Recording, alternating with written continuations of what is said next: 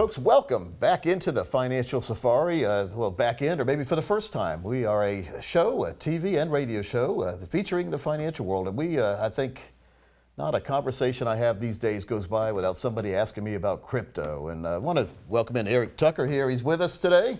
Eric, we've got a special guest, so don't we, about in the crypto world. Yep. Who do we have? This is Colin LeMahieu, the creator of Nano.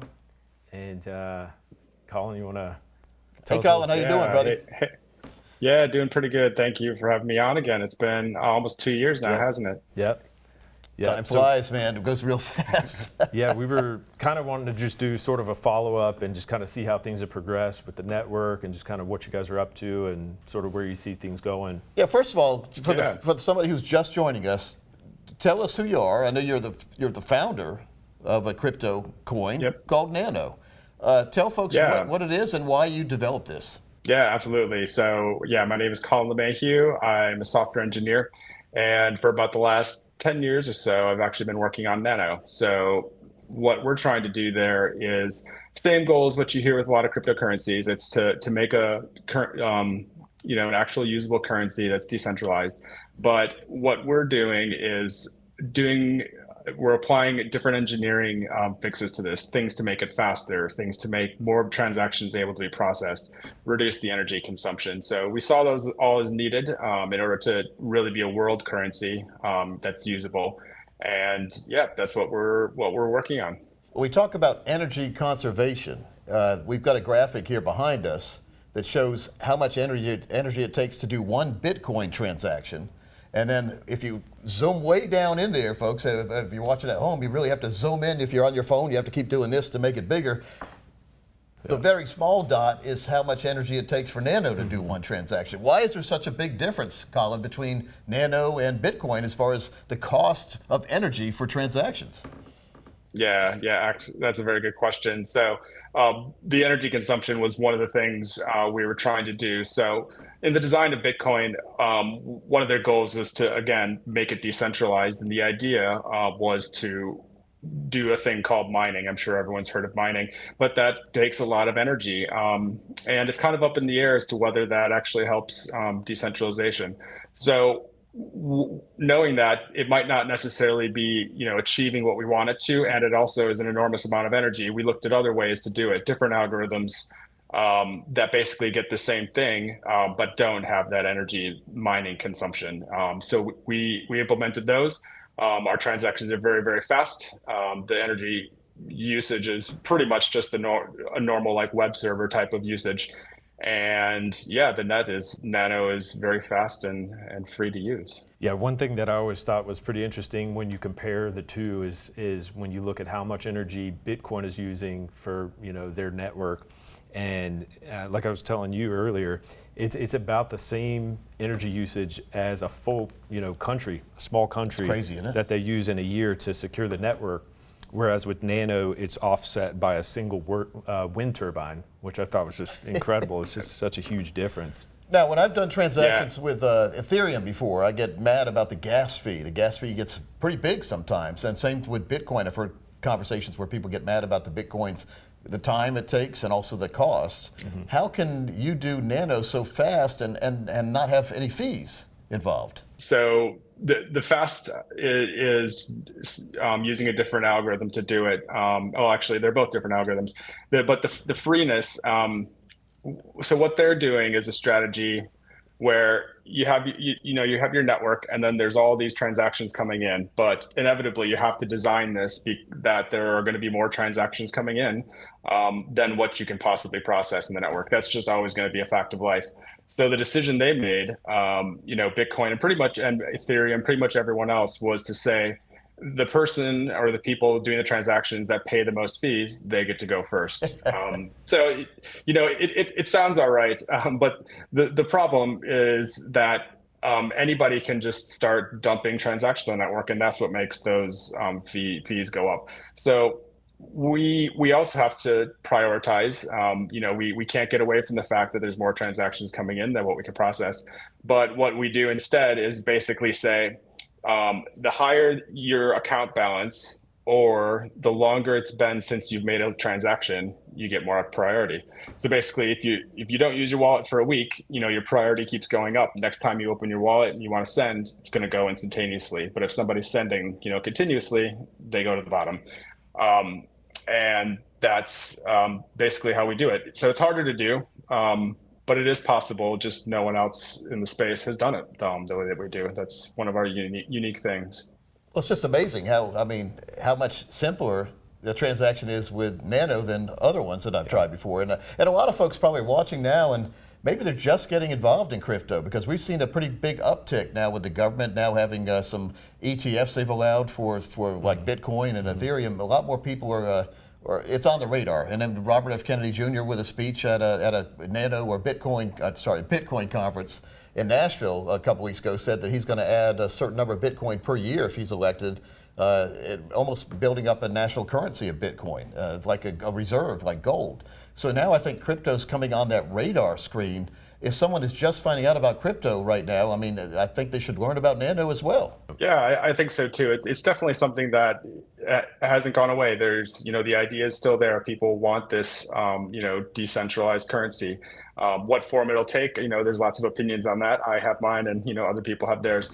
But the idea has always been there. And in my opinion, I think the reason it's not used as much as we'd like it to be is simply because it hasn't been good enough to solve the technical problems. Again, you were just saying, the slowness and the fees. When you present a business with using their existing payments or something that's slower and more expensive, but has great ideology, that ideology doesn't sell business. So that's why they don't do it. But I think if people look at Nano and see that yes, this can be done extremely fast and at no cost on the network, that I think could drive some actual usage and gives potential. So for newcomers, someone who's just discovering the crypto world or even Nano, what are the best steps someone could take to learn about Nano and learn about how if it's a good fit for their portfolio? Yeah, it's a good question. So I think trying it out is the best thing to do. And unfortunately, Nano is very easy to try out. So you can get an app on your phone. It's called a wallet. It's a Nano wallet. There are sites that you can go to that'll just give you, fractions of a penny just so you can play with it and send it around, or you can ask a friend and use it on one of the services. So I think one of the easiest services to use it on is this one called Nano GPT, which is a nice little tool. It combines two of the buzzwords in the tech industry right now, so AI and cryptocurrency. But we do it in a very practical way. And yeah, you can use Nano in order to query these large language models without a subscription. So you just pay for whatever you use. Eric showed that to me a few months ago, and I was amazed at how fast it was and how affordable it was to use the Nano GPT. Yeah, well, because the subscription is I think it's like $20 a month right now for just regular Chat GPT. But somebody created this Nano app Pretty where good. you can just do a transaction and it comes out to like 1 cent. So it's just Yep. It's incredible, and just shows how easy it is to use Nano. Guys, put graphic number 2 up on the screen for me back in the control room. So we've got Bitcoin versus Nano as far as, this is a pretty good chart there. I don't know, Eric dug this up somewhere. Where'd you find this at? It's a nice check. I don't know if you can see this or not, Colin, from your point of view, but Nano has a bunch of green check marks, meaning good, and Bitcoin has only 3 good green check marks and about 2, 4, 5 bad ones. There. So, Eric, why don't you feature a couple of them that you think are really interesting? Yeah, I mean, these are the certain things that people look at when you're using crypto as money. You want it to be as fast as possible. You want it to be as cheap as possible, and you also have to think about the environmental effects and scalability and how secure it is. But Bitcoin, it's not doing a whole lot of things right now. Non-inflationary, a big one too, Colin, because Bitcoin used to brag about that, but they just have more Bitcoins being launched into the market here. Yeah. So. Yeah, it is true. And people kind of slice that 2 ways. There's the type of inflation that we're used to with the Federal Reserve, where we don't know it's going to come down the pipe, and all of a sudden, trillions are injected into the economy. Bitcoin has inflation. It doesn't have that type of random injections. But yeah, just like you said, it is printing money every single day in order to secure its network. And Nano doesn't need that. So I think that's something that people have brought this up, and I think people should pay attention to the fact that the security of Bitcoin is subsidized through the inflation, and that inflation is programmed to decrease. So long term, something's going to have to change because it wouldn't work at the moment the way it currently is without that inflation. The network would become insecure, and Nano doesn't have that problem. Now, you've been working on Nano for about 10 years, right? This is your baby. It's been a project here, and so to me, it reminds me, we had the company called Red Hat back in the day, open source programming, right? And so a lot of folks joined in because it was great. It was open source, they contributed, and they were contributing to a common good instead of making profit. Although at the end, Red Hat made a lot of profit selling to IBM, but it's a different story. Yeah. But what do you see as far as down the track, if we're on a train track right now, or a baseball game? You guys have cricket in Europe, but in America we have baseball. What inning? We have 9 innings in a game. What inning do you think we are right now as far as the development of Nano and what you see in the future for Nano? Well, that's a very good question. So, something that we've been talking about for a while is what we call commercial grade. So to go by the baseball analogy, I would say we're probably in innings 7 or 8 on that. We're coming up on the end of what we need to do. Wow. And we have the luxury of actually saying, there is kind of an end to what we need to add to this. We're making currency. Currency really hasn't changed in like 10,000 years. It's just, moving numbers between accounts. And as soon as we can do that, as fast as, the computers can do it, there's not much else to really kind of change on it. Sure, you can tweak little parts of it, but, if we don't have to constantly say we're adding new feature, we're adding new feature. And indeed, we don't want to do that because every time you add a new feature, especially to something so critical as money, it presents risk. We see it every day. There's some mistake somewhere in the code, and then a bunch of computers go down, and we don't want the money to go down. So we want to get to that point where we don't need to change it. And yeah, we're very close. I'm very happy with it. We saw bad code about like 3 weeks ago when I happened to be flying that day when CrowdStrike or whatever it's called what did it say? They put bad code out there, and I got stuck in LAX for 12 hours. So we don't like bad code. It's like you can be as good as you can be the best of the best, but mistakes just happen. Yeah. They do, and you don't see it. And with computers, so many other parts are moving around, especially when you deploy to other people's computers. Parts are moving all the time, and a lot of the time you wonder how all this stuff kind of works, just because there's so many issues. But that's what software is. But anyway, that's the point of not changing things and not adding new features. Okay. Yeah. Guys, put graphic number 3 up for us. This is a good one. You want to go explain this? So this is somewhat recent that I just pulled this online, comparing the different cryptos that are most popular right now as far as just what people are using, and how much the fees are per transaction, and then how long the transactions take to send. You look at Bitcoin. I don't think it's quite as high as this right now, but it's significant, compared to what Nano is. Even Ethereum, $11, 6 minutes per transaction, and then Litecoin, which is kind of the lower option out of all the top 3, even 31 minutes for that. So, and you compare each of those with Nano, and Nano just wins in every category. 0.4 seconds, Colin. Well, good job. Yep. That's 54 minutes for Bitcoin and 31 minutes for even Litecoin and 6 minutes for Ethereum, but you feel like you get ripped off every time you use Ethereum. I think that's the reason why I'm so drawn to Nano. There's like 20,000 different cryptos out there right now, and there's nothing like Nano. It's just in a league of its own. You look at all the different things that matter: the speed, the transaction fees, and then inflation.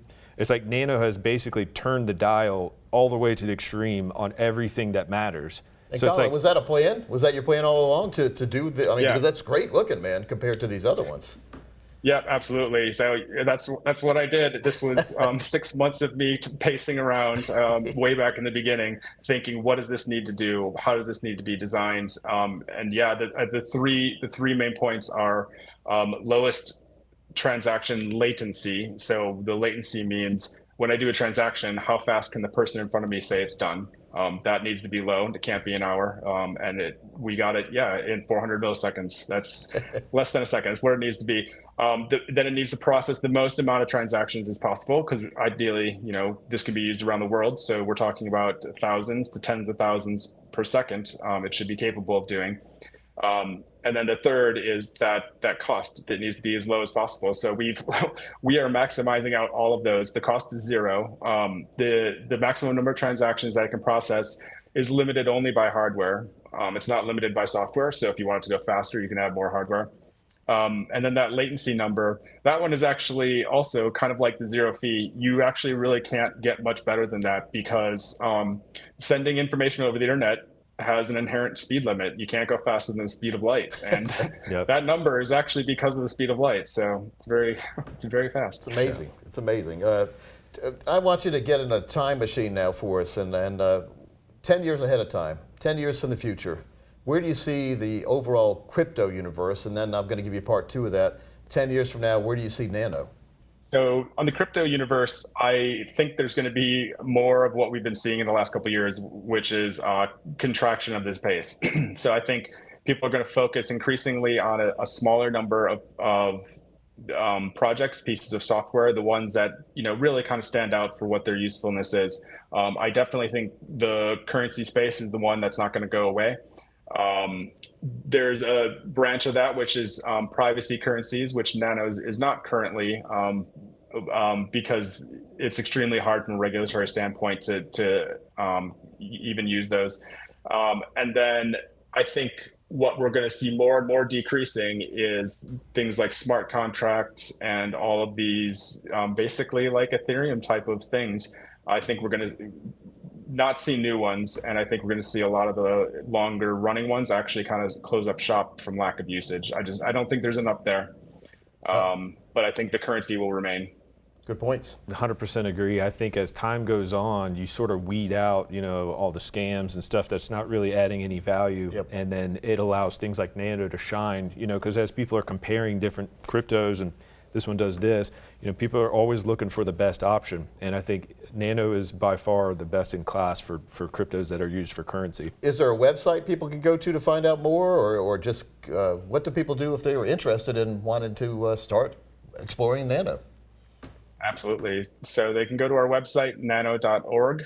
That has all of our stuff that's for people that want to learn about it, people that want to develop for it, or businesses that want to accept Nano. It also shows you how to do that. So there's little widgets you can put on your websites that will automatically process Nano payments. Oh, and good idea. Yeah, otherwise, if you're on X, we have @Nano, and that's for us. Well, man, I really appreciate your time today. I can't believe it's been almost 2 years since we had you on last time. I know we're gonna have you on in 2 years from now. Hopefully, maybe next year, maybe on a yearly basis, just to see what the progress is, because you've made a whole lot of progress since we talked last time. Yep. Everything's looking good. Yeah, absolutely. Yep. Yeah, I'd love to talk with you guys again. We'll check out the space, see how it goes, and hopefully we have a lot more fun stuff to talk about. Well, thanks for your time today. Thanks, Colin. Talk to you Thanks soon. a lot.